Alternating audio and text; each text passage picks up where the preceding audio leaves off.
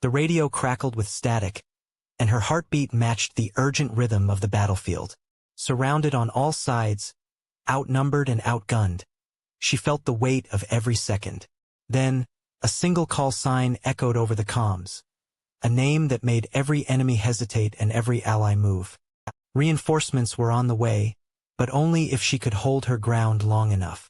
Could she survive long enough for help to arrive? Or was this the end? The sun had barely risen, casting a dim, reddish glow over the jagged terrain. Every rock and ridge seemed to harbor unseen eyes, shadows that moved too quickly to be natural. She crouched behind a shattered wall of concrete, the acrid smell of smoke filling her lungs, and listened. Every crunch of gravel underfoot, every whisper of wind through the broken trees, set her nerves on edge. Outnumbered, surrounded, and with no immediate backup, she knew there was no margin for error. Her squad had been scattered in the chaos of the morning attack, leaving her alone to hold the critical point. She scanned the horizon, counting, mentally, silently, the approaching figures. The enemy was organized, disciplined, and relentless, and they had her pinned down in a choke point where retreat was impossible. For a moment, she closed her eyes, letting herself imagine a safer place, just long enough to steady her breath. Fear was there, it always was, but she couldn't afford to let it control her. She shifted slightly, adjusting her grip on her rifle, feeling the worn stock against her shoulder. Training kicked in. Years of drills, simulations, and battlefield experience had led to this moment. Every movement had to be deliberate, precise. The enemy couldn't know she was thinking, calculating, waiting for the exact moment to strike. From the ridge above, a shadow flickered, then another. Her mind raced. They were closing in faster than anticipated. She ducked behind the wall again, counting her options. Each route was blocked, each possible escape covered. The adrenaline coursing through her veins sharpened her focus, but also made the silence unbearable. Time stretched and contracted unpredictably, each second loaded with the weight of life and death. Her eyes flicked to the radio at her hip, her lifeline to the outside world, the thin thread connecting her to allies she hoped were out there. Fingers hovered over the buttons, ready to send her call sign, but she hesitated, because once that name left her lips, there was no turning back. It would signal her position to friends and to enemies. Yet the odds were clear. Without that call, survival was nearly impossible. A sudden crack of gunfire split the air, forcing her to dive even lower. Dust and debris rained down as bullets tore through the concrete barrier she used for cover. The enemy was closer now. She could hear voices, shouting orders in a language that made her pulse tighten.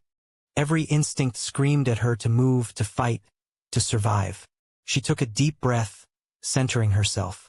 Fear was a tool, not a chain. As she peered over the edge of the wall, her eyes locked on a cluster of advancing enemies. She calculated angles, distances, and timing, all in a heartbeat. Every movement mattered. Every decision could mean the difference between holding her ground and being overrun. She whispered to herself, almost inaudibly, "Not today. Not yet." Then, faintly over the radio, a familiar voice cut through the static, one she almost didn't recognize in the chaos. A single word, her call sign, echoed in her mind. Someone knew where she was. Someone was coming. The tiniest spark of hope ignited, and with it, a renewed determination. She had to survive, had to hold out until help arrived, and now there was a real chance she could.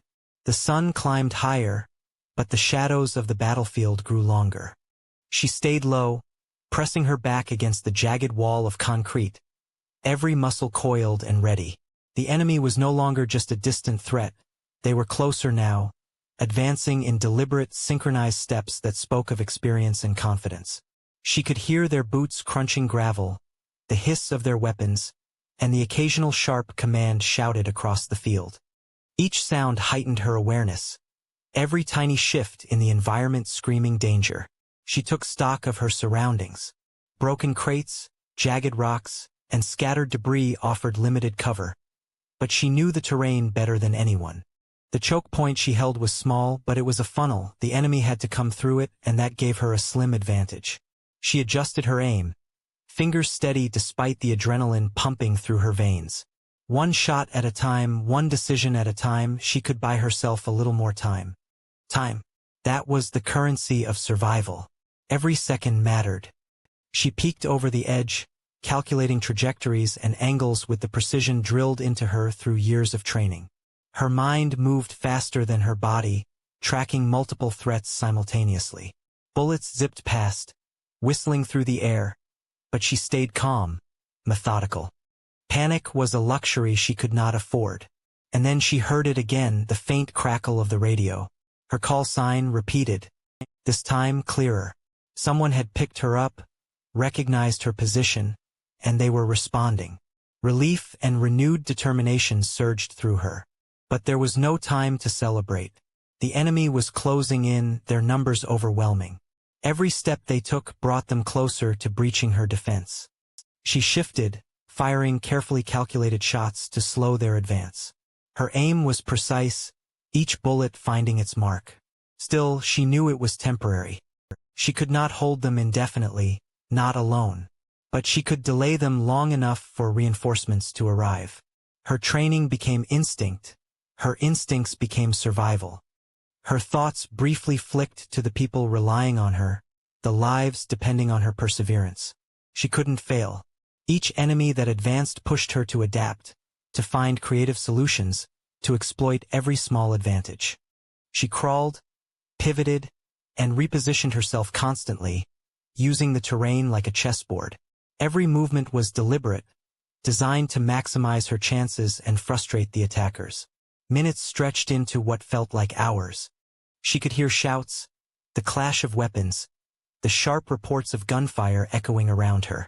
And then another voice on the radio, clearer now, stronger. Her call sign again, this time accompanied by confirmation. Reinforcements were mobilizing. Somewhere out there, allies were moving toward her.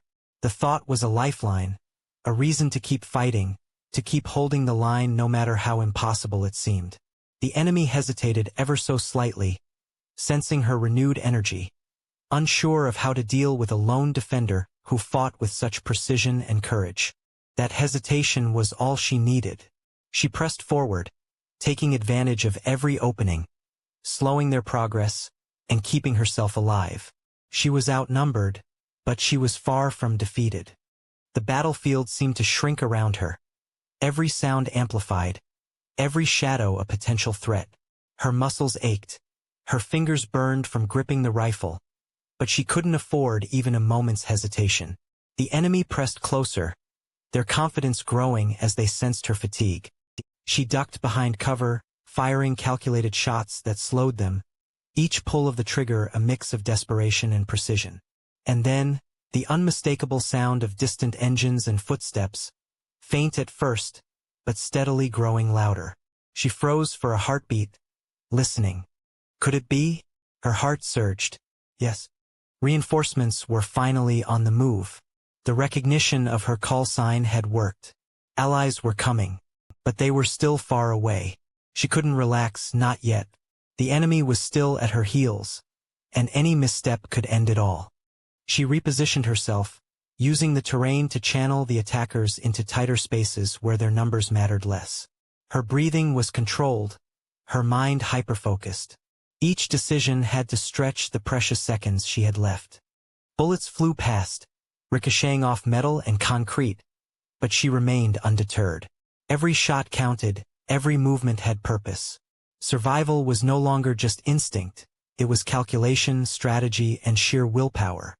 Then, faintly at first, she heard shouts, her allies closing in. The familiar tones of her squad, reinforced by the precision and confidence of veteran soldiers, filled her with hope. She could almost see them moving across the ridge, flanking the enemy. That tiny spark of hope became a roaring flame. She found renewed strength, her movements becoming sharper, more confident, every action buying more time for the approaching support. The enemy realized too late that they were losing the advantage. Their formation broke under pressure, confusion spreading as shots came from unexpected angles. She fired one last series of calculated bursts, forcing the remaining attackers to retreat or surrender. Then, from the radio, a voice called out clearly and warmly. Her call sign, repeated with authority, confirming that help had arrived and that she was no longer alone. She allowed herself a brief exhale, relief washing over her. The reinforcements surged forward, moving past her, securing the area, and ensuring the enemy could no longer advance. She lowered her rifle, exhaustion and adrenaline mixing into a surreal haze. Her call sign, the symbol of her presence, her reputation, her skill, had brought the cavalry. Alone, she might have been overwhelmed, but together, they turned the tide. For a moment, she allowed herself to smile, the weight of survival heavy but gratifying. The outnumbered soldier had held her ground, and her name, her call sign, had summoned the support needed to survive. She knew the battle wasn't over, but she had proven that courage, skill, and the right allies at the right time could change everything.